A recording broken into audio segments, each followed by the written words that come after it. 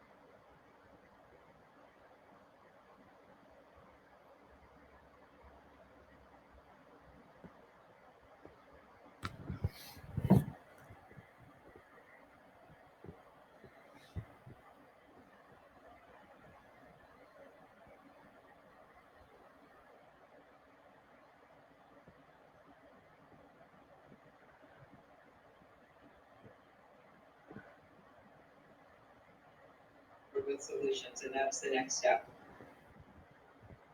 On that chain of command question and the decision-making question there, do you anticipate that you'll ask Vice President Pence or his staff to come?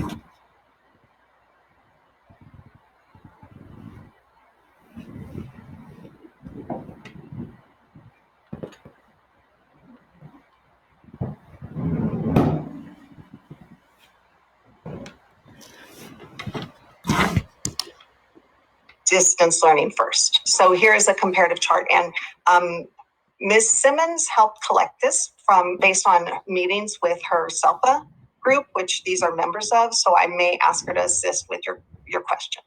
Okay, I think on this one, what I would have liked to see is the case numbers for each city, because again, Baldwin Park was number 2 in the San Gabriel Valley. So even though Glendora is now doing in-person assessment, their numbers may be quite a bit lower than ours, so it wouldn't make sense. The other thing too I want to remind is, I don't think with COVID, because there's so many unknowns and things are changing day by day, hour by hour, I don't think we need to be the first district doing everything first. I almost feel like we need to sit back and let others be the guinea pigs, if you would, because I just think our students and our staff and teachers' safety is important. The other thing I wanted to mention was, I know you had mentioned that we had difficulty, or it was a big, it was a lot to get the parent survey. And so I want to acknowledge the staff that was required to, call and do that. But we do need to address that, because if you look at, again, Senate Bill 86 and some of the federal money, a lot of it is tied to parent survey and community input. And so if we're having difficulty getting parent surveys and community input, that may be a problem for us when we're trying to submit reports and documentation for this fund. So I just wanted to keep that on the, on the forefront. The other thing I wanted to look at, if you can go to the assessment. So our last meeting, the in-person assessment. This one or the one for LPAC? For LPAC, yes. So we talked about not testing our regular ed students. And so now we're saying we want to test our EL students. And so I just think with that, there may be an equity issue. So go ahead, I'm sorry. I was going to ask if I could defer to Noreen Iwaito, because she is in bi-weekly, 3 times a week meetings, all related to assessments. And I know that the federal government just gave guidance related to mandated testing for all populations. And then California is responding. Noreen, can you give an update on that? As of today, we received guidance from the United States that went to the California Department of Ed. They are going to accept waivers, but what they're looking at is that if the testing goes forward, then the results, the schools are hold harmless. In some cases, results may not be reported, but for the waiver portion, there's a possibility of delaying the testing for Smarter Balance to continue through July or do it in the fall. There is also, they're going to have a state board meeting on the 24th, because they have to look at the equity issue of the fact of some students being able to take it online and some being able to take it in person. Yeah, thank you, Noreen. So that was, again, if you guys remember, that was my point at our last meeting, the equity issue and keeping, holding a district harmless. So I'm just not sure why we are now with our EL students, why we're saying, okay, they need to be tested. Now, moving to special ed, those are our students who have been most affected by COVID. And I sympathize with the parents who are dealing with the students on a day-to-day basis, and remote instruction isn't ideal for them. So I was just wondering, in terms of our instructors coming back, have we talked about or have we discussed any sort of differential pay? Again, maybe with CARES money, can that be used for salaries?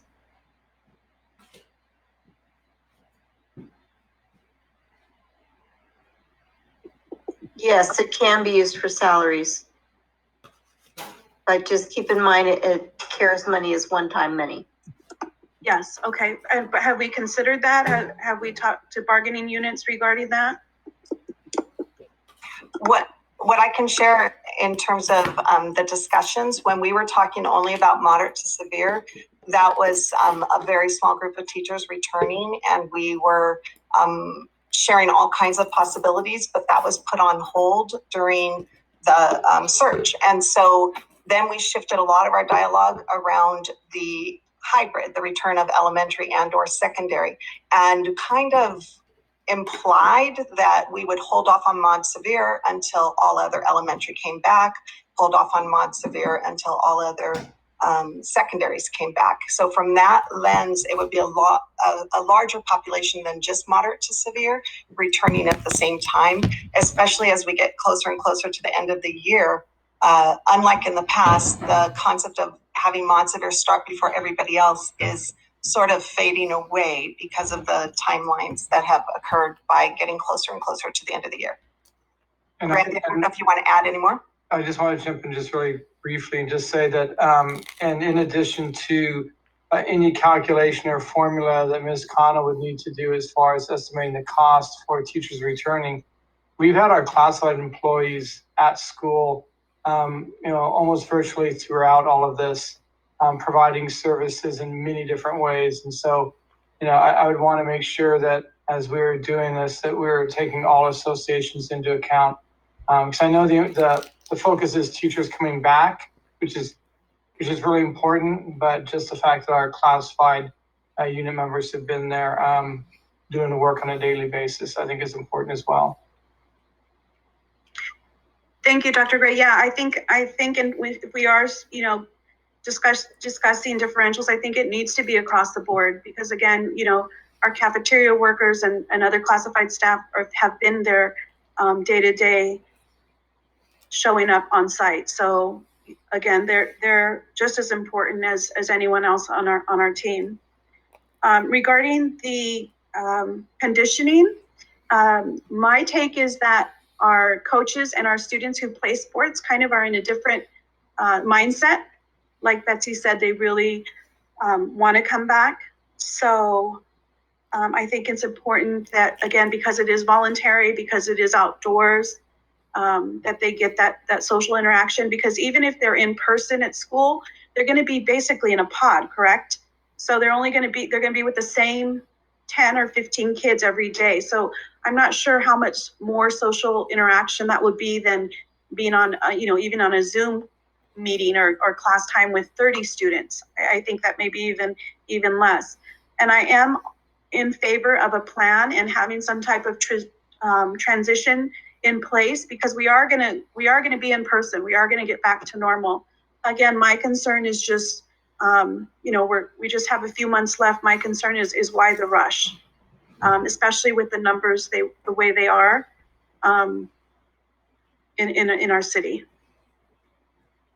And Ms. DeZib, before we go on to the next question, Noreen Uwaido has been calculating the other case rates for our local cities because it's a different formula and it's not published. So Noreen, do you want to share some of the ones that you've calculated compared to Baldwin Park? Yes.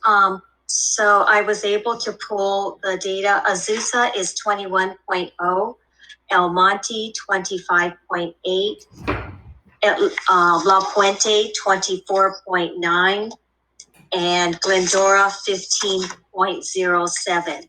And that's in comparison to Baldwin Park being at 29.8.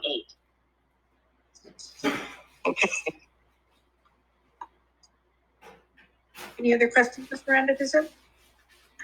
No, thank you very much. Then with that, we're going to go on to Mr. Hernandez, Ms. Robles, and then back to Cole. My son has corona. My neighbor has corona, and it's ugly. And I'm concerned with the students in athletics.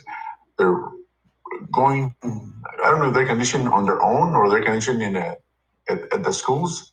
But what if they do go into competition with the other schools? Do they go on their own or the coach goes with them? And are the coaches getting paid for this? Noreen, can you answer the protocols for competitions?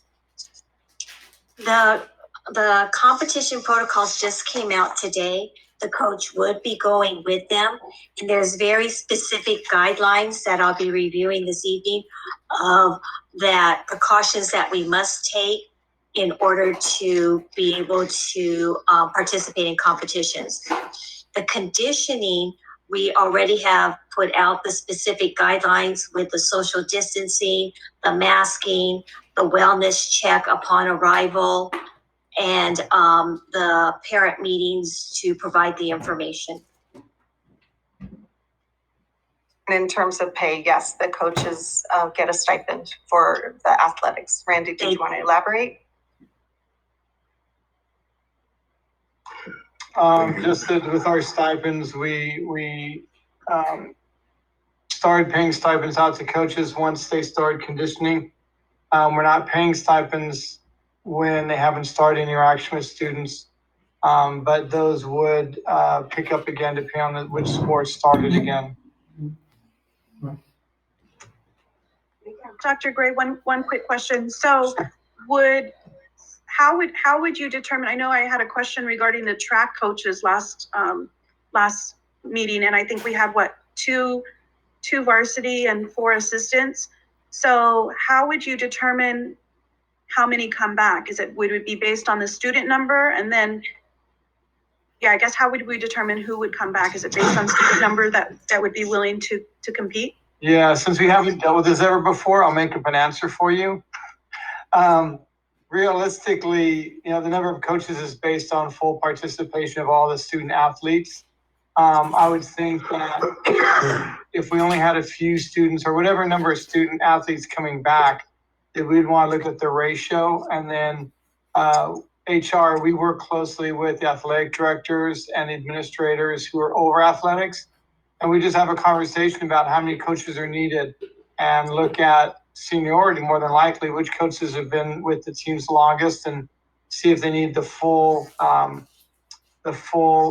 of coaches, or if it'd be a smaller tailored down depending on the number of students who came back to participate. I think Noreen wants to add a comment too. And we have worked with the athletic directors, as Dr. Gray has said, about establishing stable cohorts. They would solicit who would want to come back, and then they would have the numbers.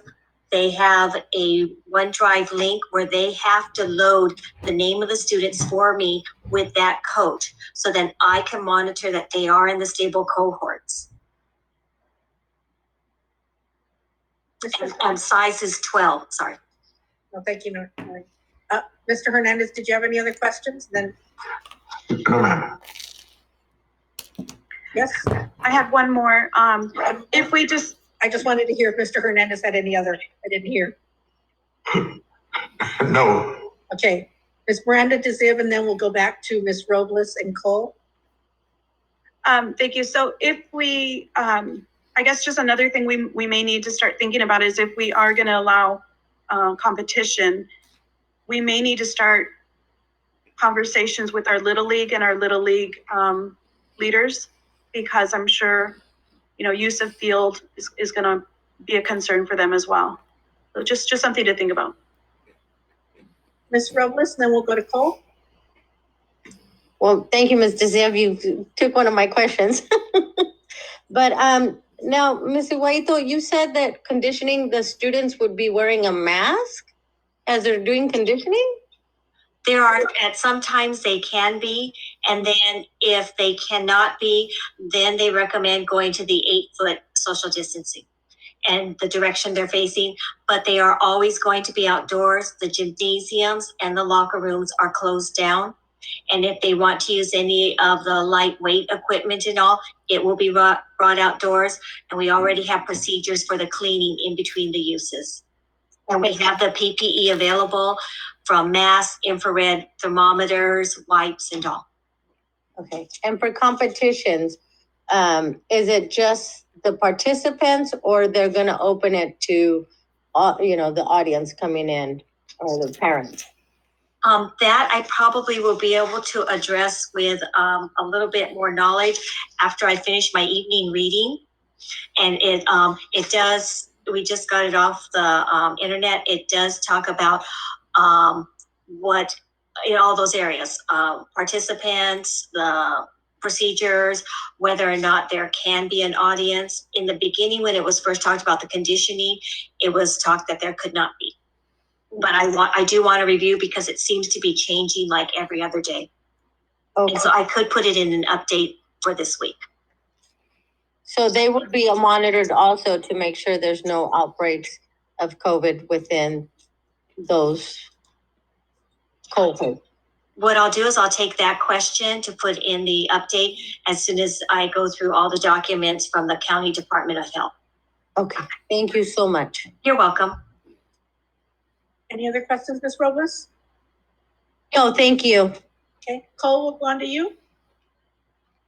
Okay, so I just wanted to express my concerns for the students who will be voluntarily participating in athletics and competing with other schools from different counties, from a different county. I just want everyone to keep in mind that they are they are further exposing themselves to students of other schools who have their own families, who have their own problems with COVID-19. And so with a higher transmissibility of the COVID variants, has there been any consideration that forfeiting might actually be the safest option for our students?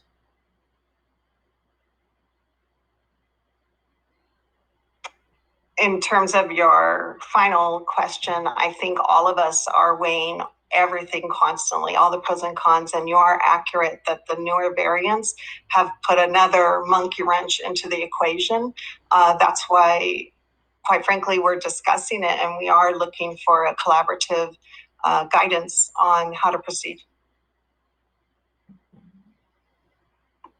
I actually had another question. My bad, I'm sorry.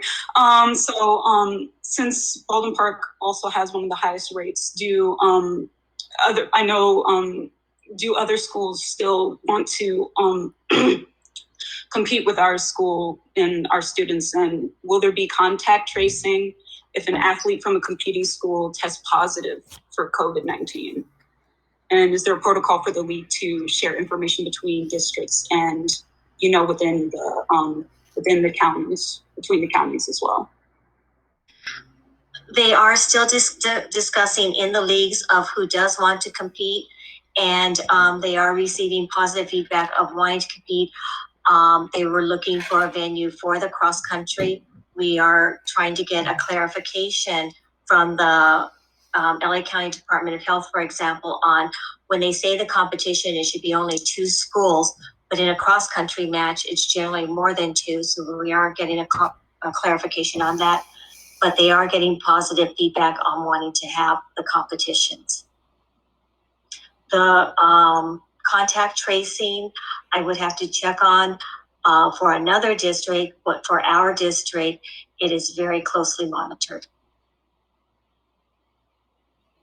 Okay, and actually just one more question. It's not related to sports though.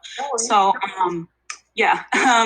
I'm not sure if this was already answered, but I just wanted to ask. I also wanted to express my concern over the students that opt to return to schools and the cohorts of special education students that want to return for instruction and for the exams that were previously mentioned. I know that I'm a student that shares books, at least when I attended school in person. So I was a student that shared books and notebooks, pencils, and other things with my fellow peers. And I just wanted to ask if there has been any discussion over the kind of materials that would be provided to those students that opt for in-person instruction, and if there should be any tangible materials provided to them at all, since there's a huge sharing issue.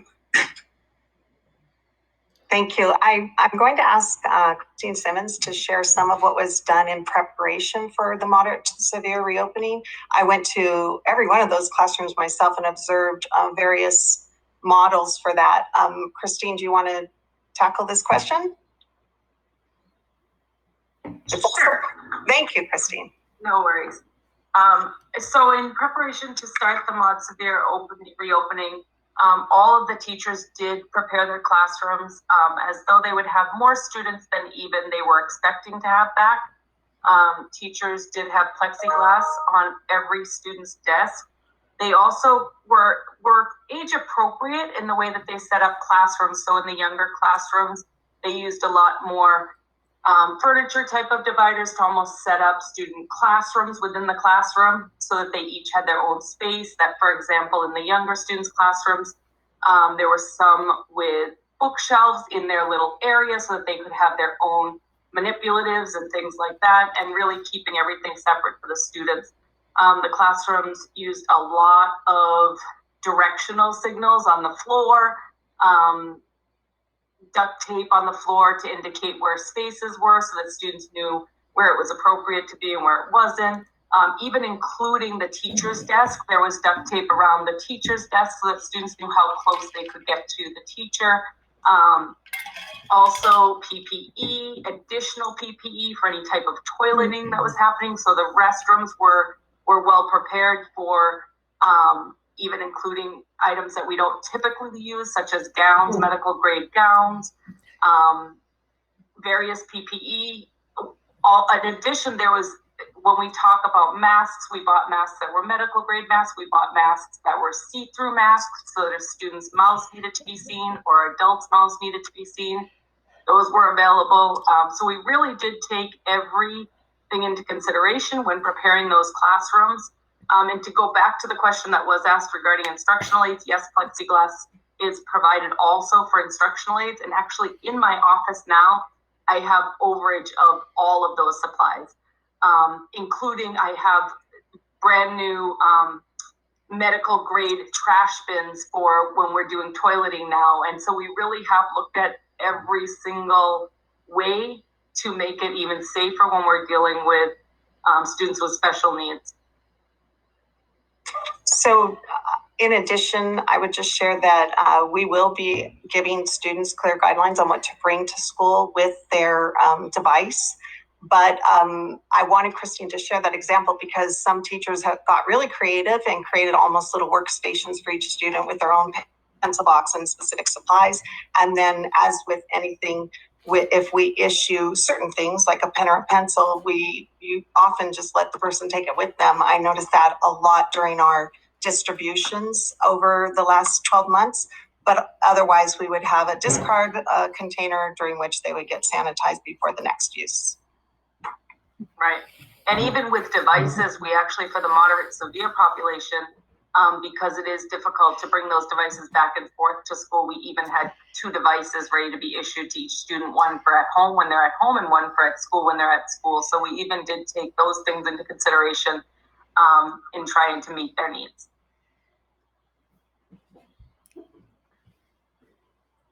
I know this was asked, but I don't think it was necessarily answered.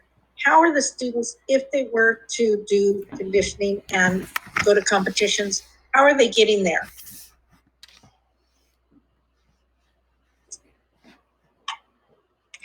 We'll use our transportation. I was stalling for Noreen, but we would use our own bus system.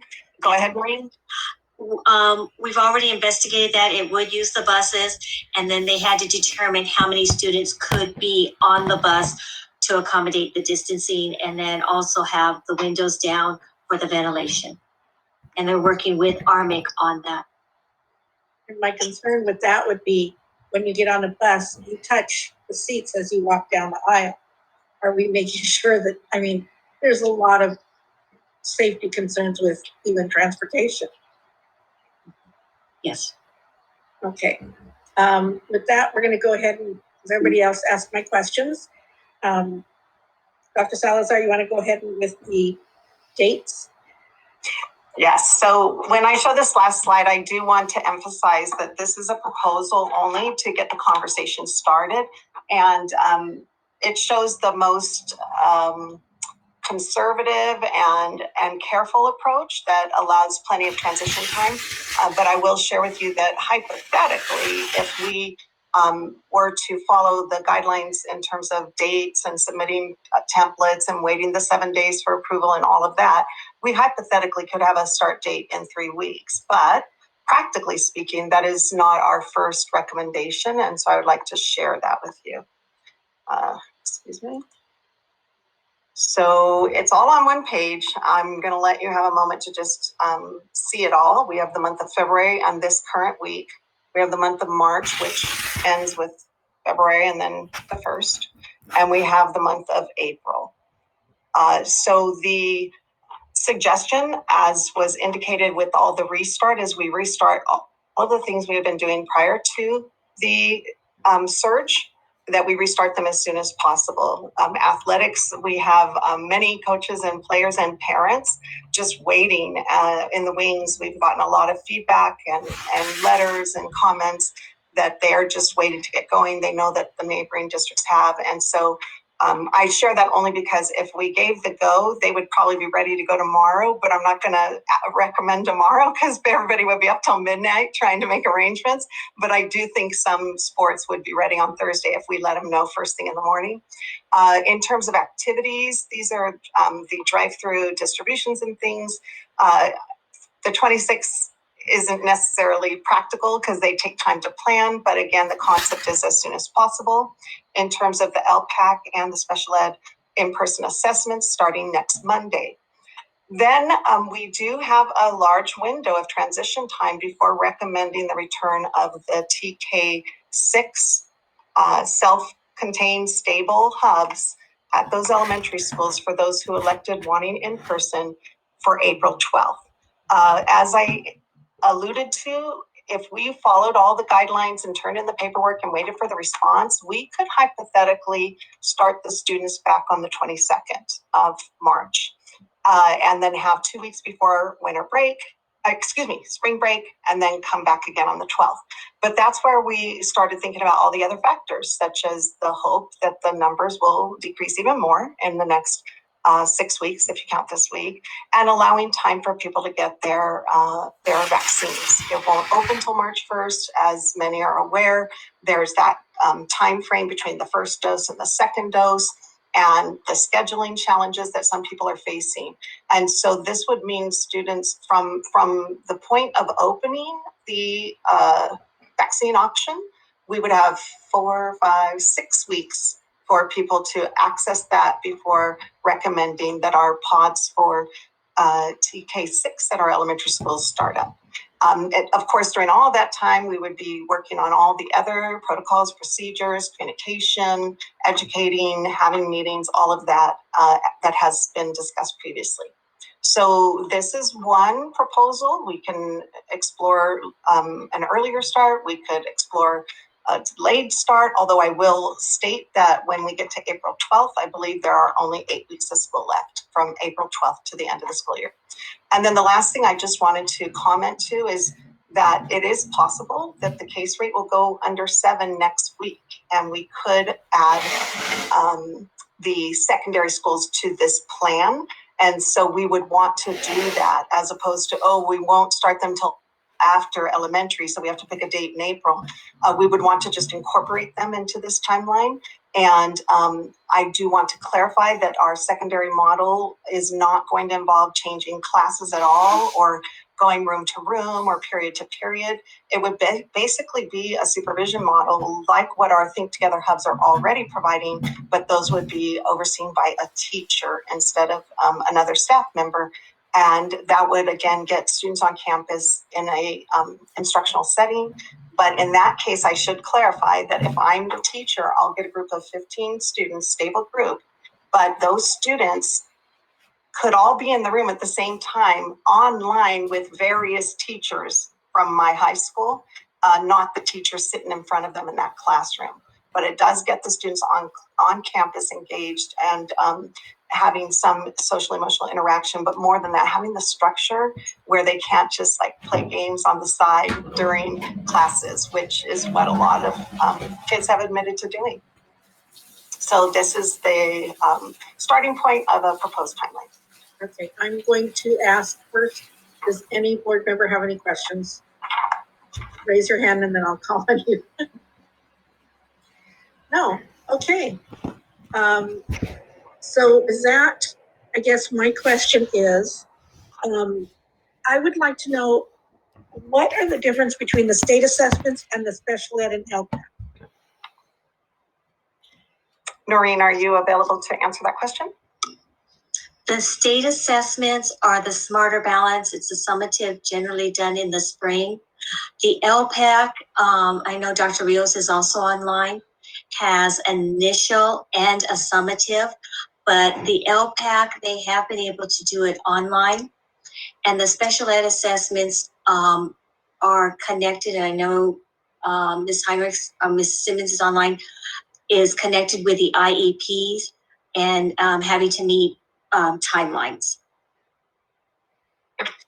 If I can also clarify for the special ed one that it is, it's for eligibility for special education. Also, we have students who are pending eligibility or pending exiting special education, which are crucial times for students.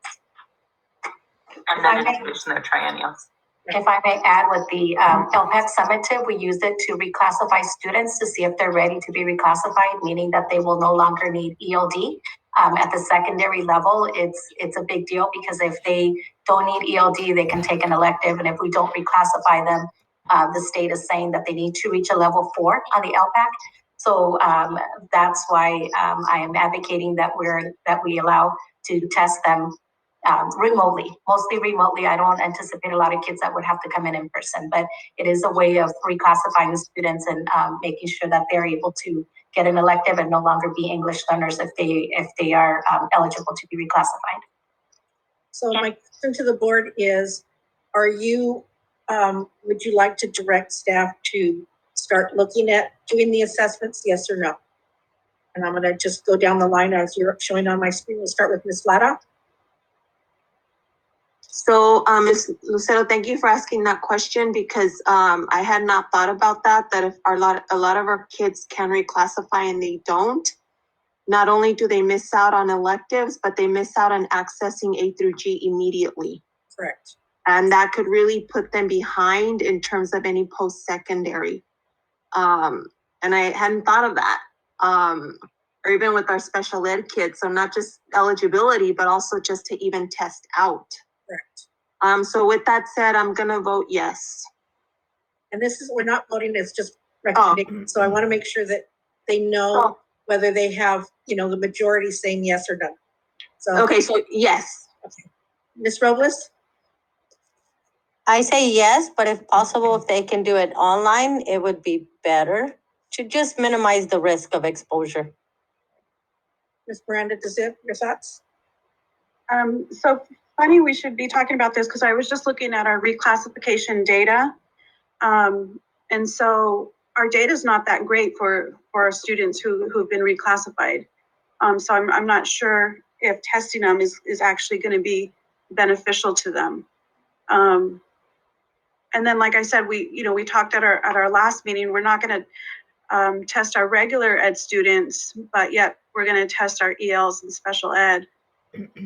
We also talked, our student rep mentioned last time that the students who are testing online, how accurate that was going to be. And most board members felt that the test for regular ed students wouldn't be accurate because students may be cheating or, looking up answers. So I'm just confused as to why for one set of students, we said, we're not going to test. And now for these, we want to say we are going to test.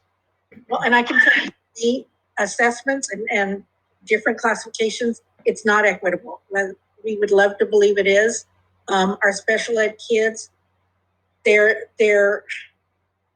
are doing benchmark testing and stuff like that. But for me, this is about allowing them the ability to have access to other things. With our special ed kids, if they're not reassessed, their IEPs cannot necessarily go forward and give them the services they need. So they're working on services that were 2 years ago. So for me, it is different. It's not going to be equitable, but that's, my thoughts. So I just want to know, so are you not okay with them going forward with doing the assessments? Well, it's direction. We're not voting on anything. Yeah. It's to give staff direction, know what they should or should not start looking at and moving on. So I guess I'm confused because I thought they said that we can do a records review. A records review, there's 2 parts to the IEPs and it's not complete with everything. A records review isn't going to do everything they need to have done. That's where the in-person assessments come. And I can tell you, like with speech, that can even happen online sometimes, parts of it. And you can't cheat in speech, but it still needs to be assessed because they can articulate words or they can't, or they're different. There's just a lot of different areas. So again, I'm just trying to get an idea of what we can tell staff so they can or cannot move forward. So are you saying that you don't want to? I'm trying to just understand if you're saying yes or no. I'm going to say no because we didn't want to, just in keeping with what we voted on our last meeting with our general ed students. Okay. Mr. Hernandez, any thoughts?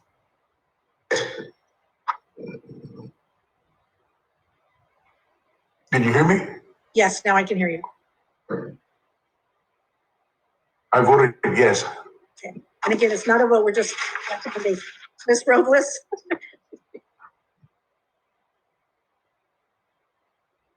I said yes, and if it was possible for them to do it online. Right. I just had a question.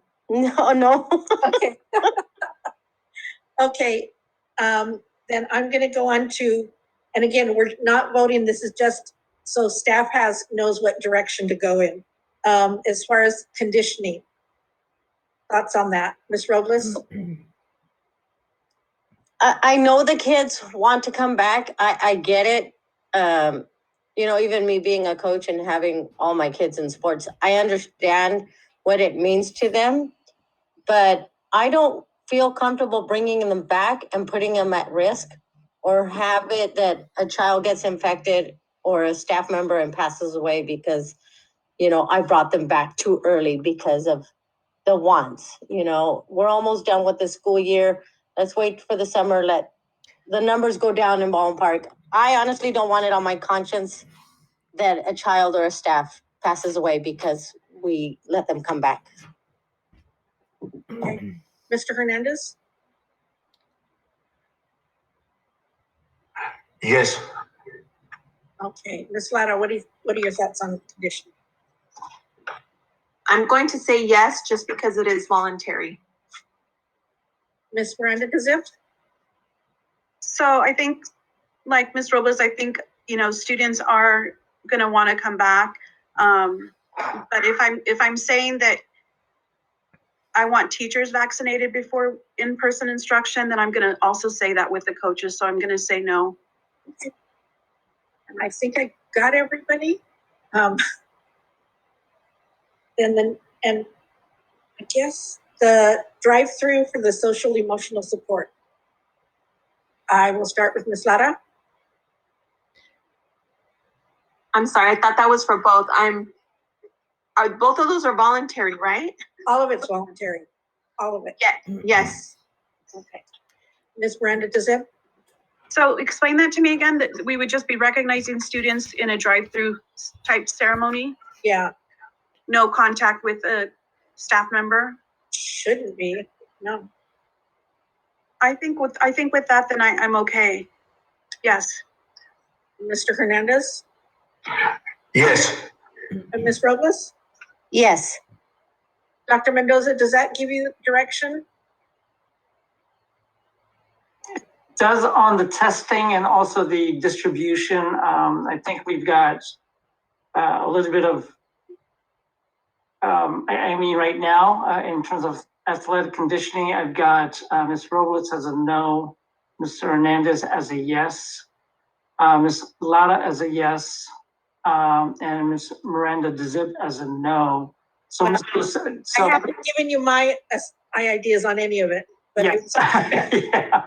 So that would be the only item that I think we would need some clear direction on, because I think everything else, as far as a consensus, I think we've got a yes, except for athletic conditioning. And I will say that I am in support of the athletic conditioning, the assessments, and the drive-through activities. I'm not okay with having students return on the 12th. I've said before, I'm going by Baldwin Park numbers. I don't think it's going to be safe even in April. These other issues for me are different because athletic conditioning, to me, they're apart. They're not close by. They're outside. I am concerned about, competitions. That I'm not real thrilled with, but at the same time, each parent has a right to make the decision for their child. Each student has a right to make their own decision. And so for that, because these activities are volunteer, we're not forcing anybody to come do something they don't feel comfortable with or they don't want to. I'm going to leave the decisions up to the families to decide whether they want to do these activities or not. But I will say it's extremely difficult. I appreciate what Cole has shared with us because I think it's very valuable. But at the same time, for me, as a parent whose child has had COVID, it's no joke. And I would prefer everybody stay inside until it's all gone, but that is not everybody's choice or option. So I'm going to allow those parents choose to, have their children participate, and those kids that have decided they want to participate to have that option. So that's why I'm going with that. Does that help, Dr. Mendoza? It does. Thank you. Then with that, we will move on to the approval of consent calendar. These items are considered routine and may be enacted by a single motion. Any item may be removed by a member of the board for discussion. I am going to ask, does anybody have any questions on the consent human resources?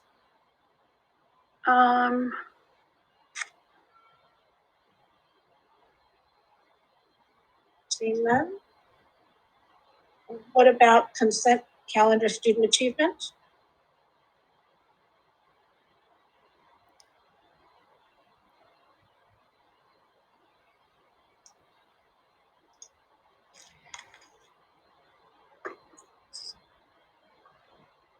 And what about the consent calendar business services? Any questions? Yes, I have a question. If we can pull 5 and 6, and if we can move it up just a little. 5, 6. Baldwin Park and the city of Maywood, the Baldwin Park and the United Steelworkers. Yes. Okay. If we can see, I think I have 7 and 10. If I can look at those real quick. 7 is sinking maps, and then 10 is the donation report. Let me see.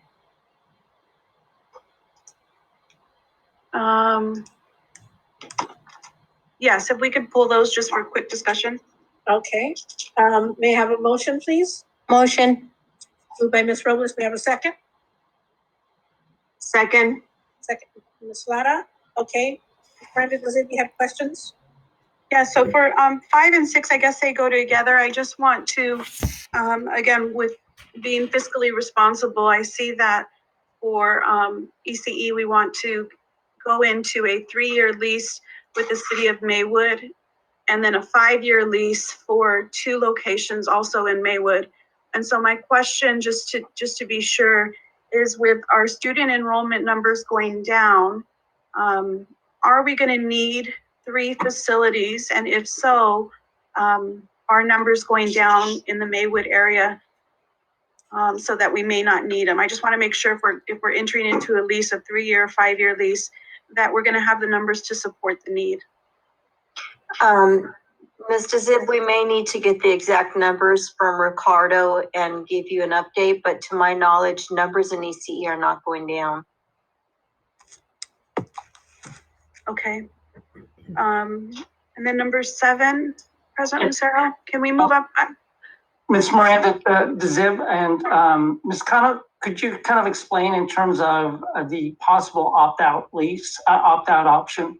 Yes, in each lease agreement that we enter, we always make sure that there is language to a term clause so that it's usually about a 30-day notice, at most 60-day notice, so that if one of the parties feels there needs to be a termination, we have that clause. So that's the case on these as well. So it is a 3-year or a 5-year term, but we do have the term clause. Okay, thank you, Ms. Cano. And then number 7, quickly, that's the providing administrators with some professional development to support their teachers from right from the beginning. Is that correct? I can't see, whoever's controlling the screen, can we move it up? So I can see number 7 on consent. I'm only seeing 1 through 3. It's approval of the agreement between the Baldwin Park Unified School District and Thinking Maps Incorporated to provide virtual professional development right from the beginning and beyond during distant learning to elementary administrators. Correct. So I guess my question is, so we are, if we are going to be providing that, and I believe it's through April 12th, are we then saying that instruction will continue online through those days? I can answer that. The model that we're looking at, if we were to open our TK6 schools and also our secondary schools, would be a delivery of instruction on the virtual platform. So even if our teachers are in the classroom with a pod of students, all the instructional delivery is still through the digital platform, and this training will allow administrators to support their teachers with that style of instruction for specifically the resources related to Right from the Beginning and Beyond, which is one of our major models for teaching language skills and in particular writing skills. Okay, great. Yeah, I think Ms. Laura and I visited a few sites a few years ago, and we saw the positive results from that program. And then lastly is number 10. Let's see. Number 10 was Acceptance of the donation report. Yeah, so I saw that the donations were made, and so they were made for student achievement. And so I was just, if we can kind of just get a background as to what the campaign was and what metrics were used to pass out or to award students those gift cards, and how the schools were selected. What data did we use to select our schools? Often when the school sites are planning their social emotional activities or their ASB activities, they reach out to local community organizations and businesses for support. And so these particular donations are all connected to, or mostly, I'm going to talk about the one specific to Baldwin Park High School. They reached out assertively to local area businesses back in October so that they could organize some incentives for students to log on to their social media, Instagram, and then also to watch videos connecting them to school with the principal's message or with other social emotional activities.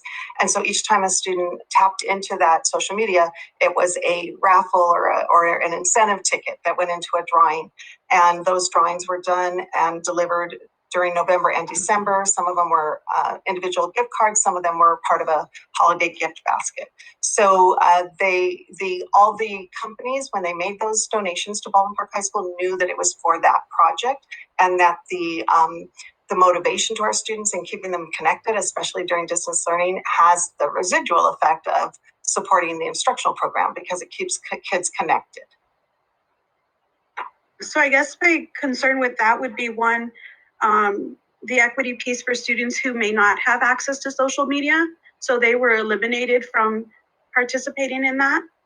And then, a few times we have discussed when we were in person, the problems that social media and phone usage was causing. So I'm just trying to figure out what were we measuring? How many times students clicked onto social media? I mean, I can add to that. So what we learned was that can you hear me? Yes, okay. Yes. What we learned was that they were trying to promote the students' participation in the Baldwin Park High School Instagram, which they probably could have even viewed on any device, really. And they posted helpful videos for the students that ranged from wellness to technology support that were posted by teachers and staff. So when the student logged on and they watched the video, at the end of the video, they had an opportunity to enter a raffle. And then the entries, they depended on how many videos the students watched per week.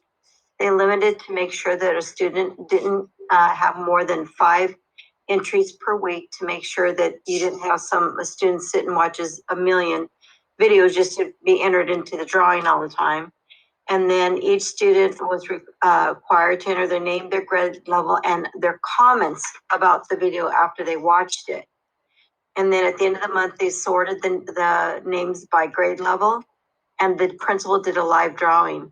And as a matter of fact, the school also let me know that the videos actually are still up on the Instagram, the high school's Instagram site, so that if any of the board members wanted to view it, we can give you the link and you can view them, as well as Dr. Rodriguez's video of the live prize drawings.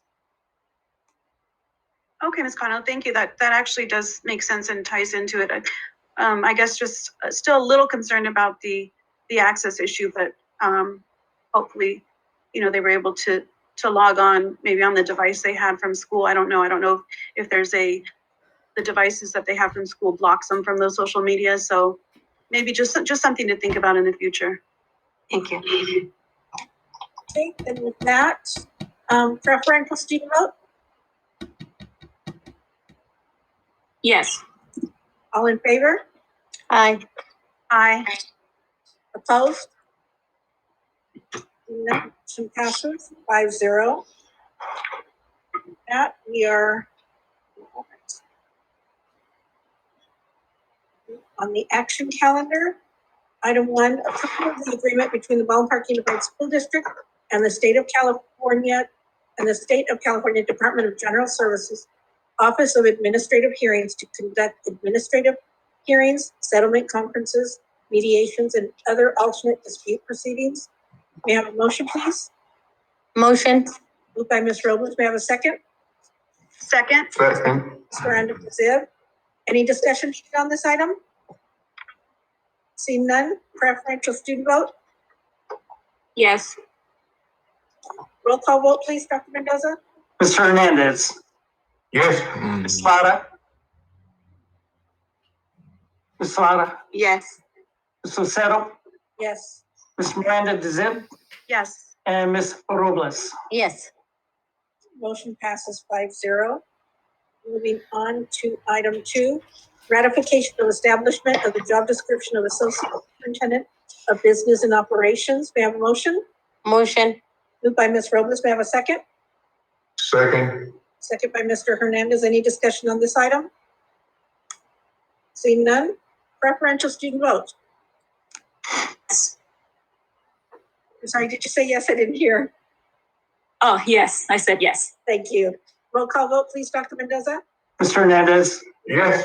Ms. Lara. Yes. Ms. Lucero. Yes. Ms. Miranda DeZib. Yes. And Ms. Robles. Yes. Motion passes 5-0. Moving on to number 3, ratification of revision to Exhibit 4151.0, Personnel Executive Cabinet Salary Schedule. May I have a motion, please? Motion. Moved by Ms. Robles. May I have a second? Second. Second by Mr. Hernandez. Any discussion on this item? Seeing none, preferential student vote, please. Yes. Roll call vote, please, Dr. Mendoza. Mr. Hernandez. Yes. Ms. Lara. Yes. Ms. Lucero. Yes. Ms. Miranda DeZib. Yes. And Ms. Robles. Yes. Motion passes 5-0. Item 4, adoption of resolution number 27, reduction or discontinuance of particular kinds of service in the adult education program. May I have a motion, please? Motion. Moved by Ms. Robles. May I have a second?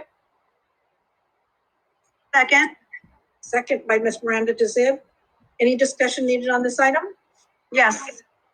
Go ahead. So just a few concerns. One is, I saw that they were going to cut the counselor hours. So if we can just get some background as to the number of students and the number of counselors that we have. Yes, we'll provide you that information. I'll gather that and get it to the board right away. I think, Dr. Gray, yeah, we actually have that information. Oh, okay. I'm pulling it up. Give me 1 minute. I apologize. So we have 525 approximately students in adult ed right now. This is actually a drop of 50% from the previous year. And a lot of that's obviously due to the pandemic and the virtual platform. Many students who want CTE courses, for example, we have done some in person, but that's only for allowable pathways that were considered essential. So whereas we could do CTE in person in our auto program, we could not do it in our beautician and barbering program. So the enrollment is down to about 525 students, and currently we have one full-time counselor at 40 hours a week and one part-time counselor at 20 hours a week. Was there more to your question? No, Dr. Salazar, thank you. I guess my follow-up question would be, so if enrollment were to increase, would those hours then be given back to the counselor? Dr. Gray, can you respond to that? If the program warranted, if the enrollment increased enough that it warranted returning services, then we would go back to those that we let go to offer them the opportunity to come back. Okay. The other concern I had was I saw the programs that they were talking about cutting. And so, you know, I understand budget, but I'm just wondering, how were those programs determined that they were cut? Was it because of the numbers? The other thing is we're cutting 2 programs for our older adults. And, you know, I know we've cut things regarding older adults in the past. I know on the, from what I read, we're gonna cut possibly a computer class. And I'm just wondering, just getting feedback from some of the older adults. I know that with the COVID crisis and stuff and Zoom technology, that those computer classes have been quite valuable for them to connect with family members and friends and stay connected. So I was wondering about that. And then I also saw hospitality and automotive services. And I know hospitality was also hit greatly with the COVID crisis, but I'm also have read that hospitality may be a surge once we start reopening and so forth. So how was it decided? What data, what numbers? You know, if we're gonna cut programs, I just wanna make sure we're cutting programs that aren't successful, or that, you know, that we're not seeing any positive feedback from. Dr. Gray, I can start with that. For the last 2 to 3 years, Dr. Valenzuela, the director of Adult Ed, has provided cabinet with very detailed report on their enrollment, their staffing, and overtime as well. So we do get very detailed reports on the number of students, the fees that are collected, the comparable fees in other districts, because we tend to run low, which then means it doesn't bring in as much additional funding. In terms of the older adult, that is a program that is not actually funded in any way by their funding sources, because there is an expectation that it's all connected to return to work. And so I know that had an impact on some of those courses. And like you mentioned the culinary, it is about enrollment and the sharp decline in enrollment. Dr. Ray, I know you also had other conversations with Dr. Valenzuela, if you have anything to add. Well, the few things I will add is that the genesis of this was the $700,000 cut to the adult ed budget. That's what began the whole study, as far as Dr. Valenzuela looking closely at the enrollment numbers, trying to determine how can she get her budget to a level where she could manage it, given the fact that the state removed $700,000 from it. So she did go through and reviewed the numbers and some background information. That the enrollment numbers were extremely low in the courses listed, but then some courses, for example, like the culinary, food service, and hospitality, have cost attributed to materials, the food, everything they have to buy for that program. So basically that program was losing money in larger ways, not only from the declining enrollment, but from the cost of the materials that are required. So these recommendations, there would still be, I'm going to do this from memory, Mr. Zib. So in the culinary program, you'd still have 2 full-time chef instructors, and then 1 part-time chef instructor.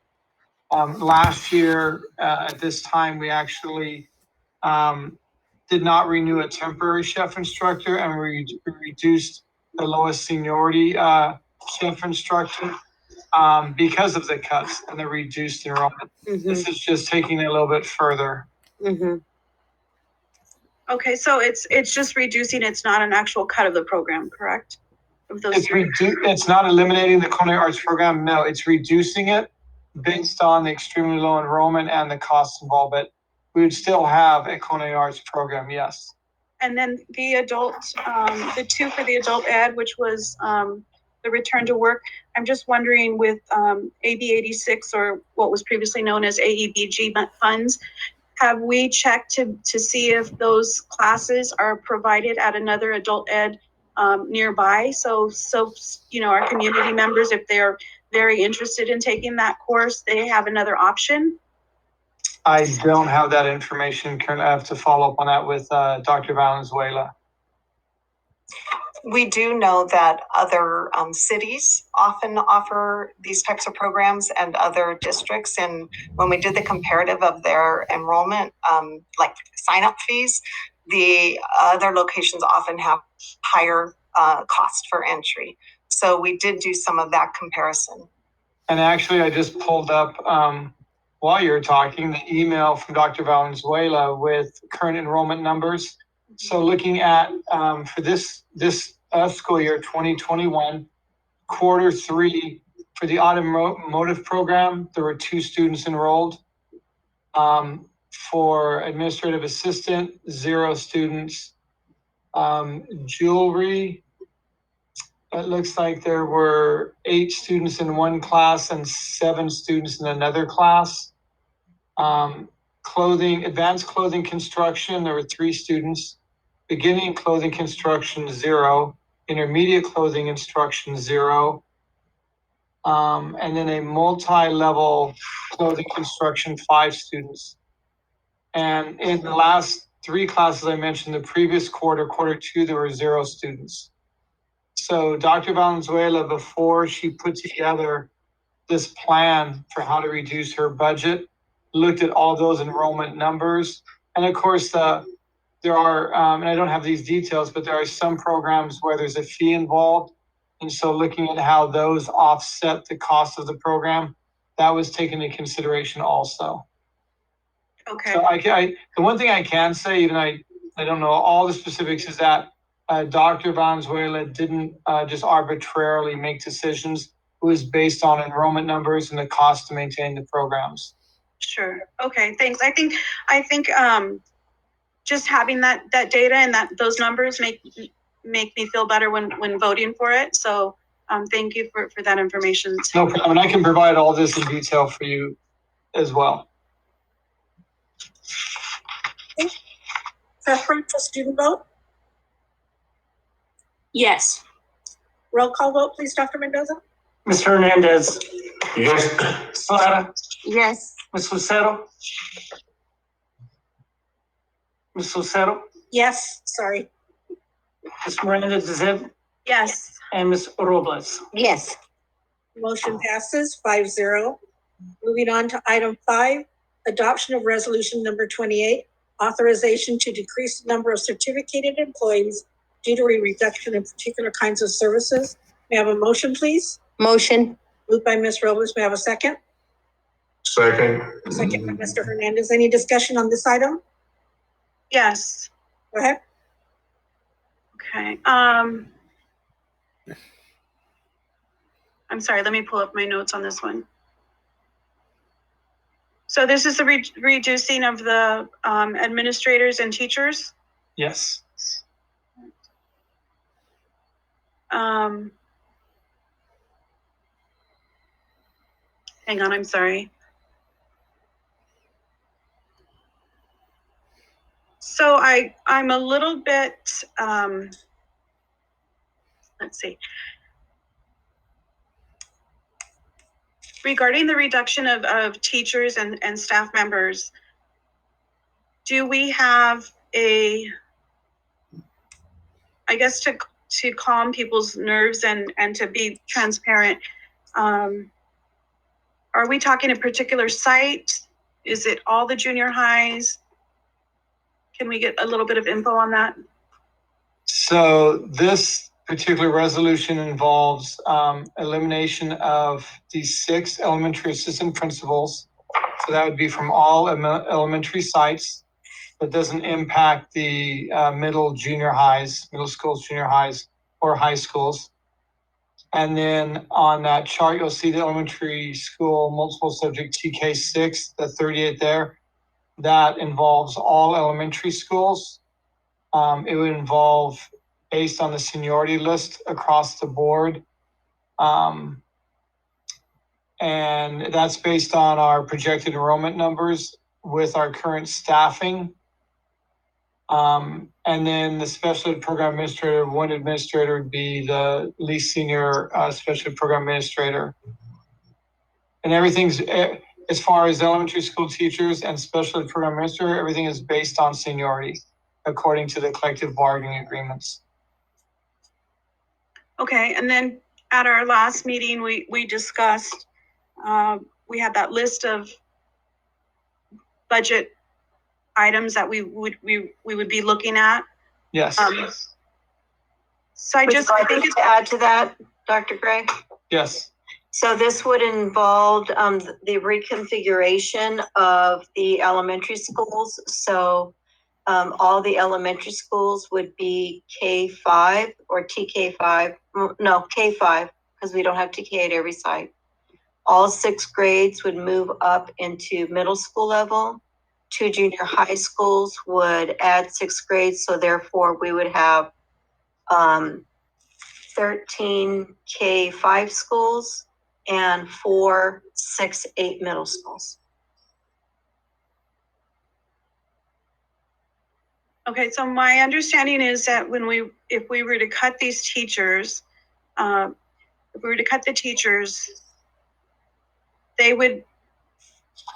would probably be cutting the recent hires, correct? That is correct. But also, because of the number of teachers on this list, would possibly go back into the low 2000s, even as far back as 2002 or 2003. Okay, and so when we're cutting the lowest seniority teachers, they're probably the ones that are making, in terms of pay, the less pay, correct? That is correct. Okay. That's how our pay scale works. Okay, so I'm just thinking, on that list of things that we could possibly cut, we didn't have too many options. We were pretty much down to the bones. So I think it's important to, for the community, for our students, our parents, our staff members, to really have a clear plan for the next 3 years. I almost feel like we're voting on things and we're voting to eliminate things on like a day-by-day basis. And I don't work like that. I am one that I'd like to see a plan. I'd like to see, clearly, are we going to be eliminating, if we're eliminating these many teachers this year, what are we looking at next year? Are we closing schools? Another thing I think is important is, we had some feedback. If we're closing schools, does that mean that we are then losing personnel as well? Can we close a school and save money and keep the same amount of teachers? No. More than likely not. There would be some personnel reduction in closing a school. Okay, so closing schools means we're going to have to lose teachers as well. Yes. Okay, and so next year and the year after, because we're looking at our 3-year budget, I think we need to have a plan, a whole, a visual to see what we're facing. I just feel like we're making decisions and we're living day to day.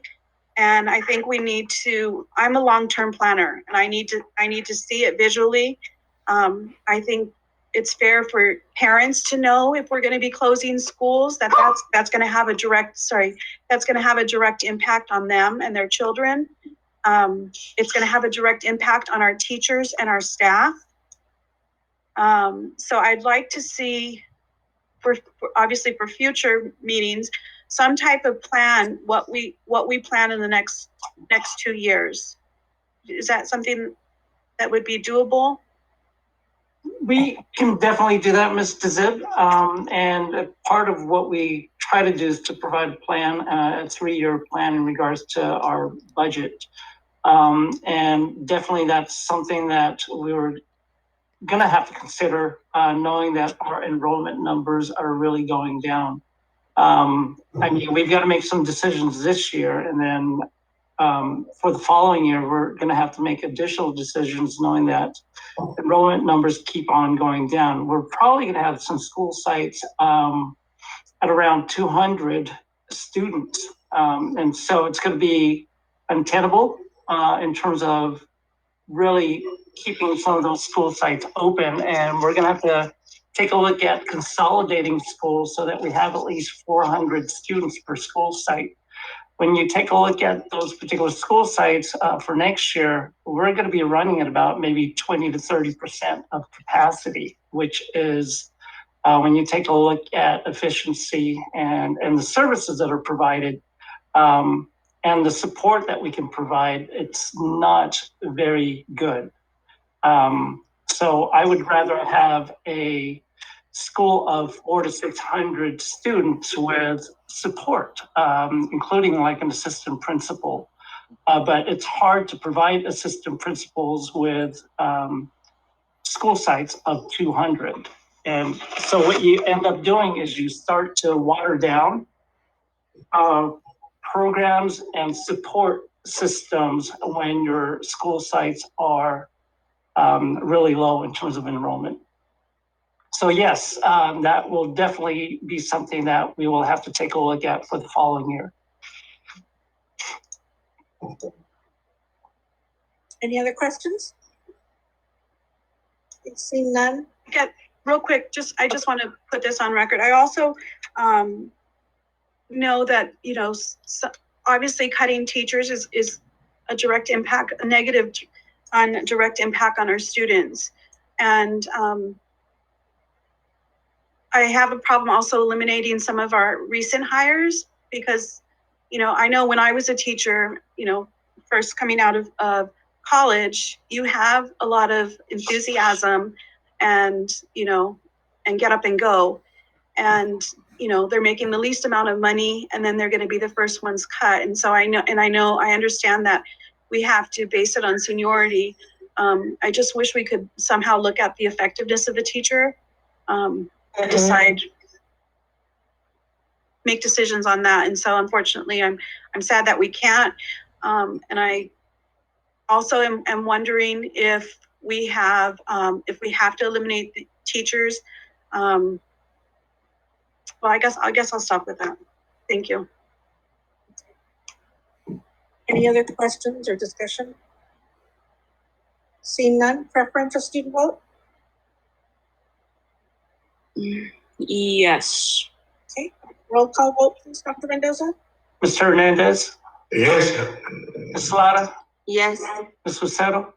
Yes. Ms. Miranda DeZib? No. And Ms. Robles? Yes. Okay, motion passes 4-1. Moving on to item 6, adoption of resolution number 29, authorization of the elimination of the Ballpark Unified School District Police Department. May I have a motion, please?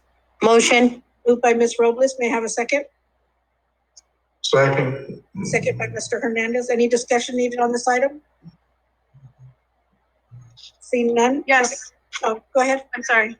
So just regarding our police department, were we able to get any feedback from parents or students on whether or not they felt cutting the police department was going to be beneficial to them? In terms of parents, we did get some, in terms of public input, we had a couple that responded. As far as students, I would have to defer to our principals to see whether or not they received any feedback from our students. And that would go the same with any additional parents that may have provided some input. We have not received any additional input aside from the ones that were read out during public input. And just to clarify, Dr. Mendoza, did we put something out or are we just speaking of someone that took the initiative to come forward? We did not put anything out in terms of a survey to the community. Okay, my other question regarding our cutting our police department is our plan for school safety. Obviously, I've heard some parents say that, the school police, we don't need them, that, we're in the business of educating our students. But I truly believe students need to feel safe in order for learning to occur. So I'm looking for what plan we have in place or what ideas we have. If we're going to cut the school police, what safety measures are going to be in place? What are we looking at?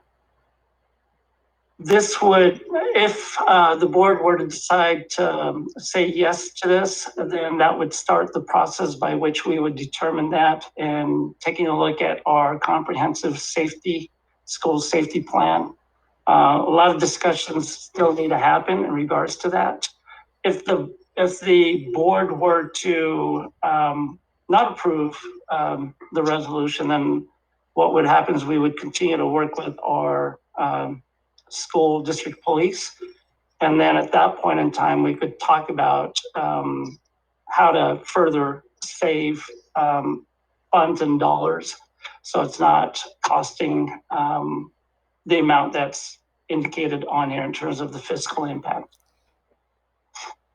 Okay, and the other thing is, I know I've heard from community members and bargaining units and administrators regarding their position on whether or not we should keep the police. I know, again, we're faced with some financial issues and things need to be cut. And I know there's parents' concerns regarding safety. My concern is when we are back in school, in-person instruction, whether or not we're going to be able to provide that same safety for students without the police department. And then let's say we vote to eliminate the police, and a year or two later we find out that the company we contracted with, or whoever's now in charge of our safety, isn't working for us. How easily can we reinstate a new police department in the school? Do we have to wait a certain number of years? How does that work, or how would that work? We would probably have to get legal counsel on those particular conversations. I'm not ready to provide a response to that. We could probably get some information and use that as a query. I can take that as a query and then ask our legal to see how that would actually occur.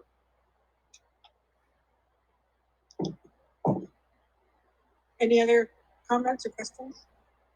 I just want to say that, school safety for me is really, really big, because I agree with Ms. Miranda DeZib. It's one of those, Maslow's hierarchy of needs. How can we learn if we're not safe? And I think what concerns me is, yes, schools are not open right now, but by default, it's not like school shootings are non-existent. I know that crime is on the rise. And I guess I don't know what awaits us when schools do open and society at large. And I guess the other thing that really concerns me is not having feedback, just like with a lot of these votes that are happening. And also not having a solid plan in place. And I know that takes time to put together. But I guess for me, it's in good conscience making a vote when I don't even know what that plan would be. So I just wanted to say that. Okay. With that, preferential student vote? Yes. Roll call vote, please, Dr. Mendoza. Mr. Hernandez. Yes. Ms. Lara. No. Lucero. Ms. Lucero. Yes. I'm sorry, Ms. Lucero. Yes. Ms. Miranda DeZip. No. And Ms. Robles. Yes. Okay, motion passes 3-2. Moving on to presentation. School board members report.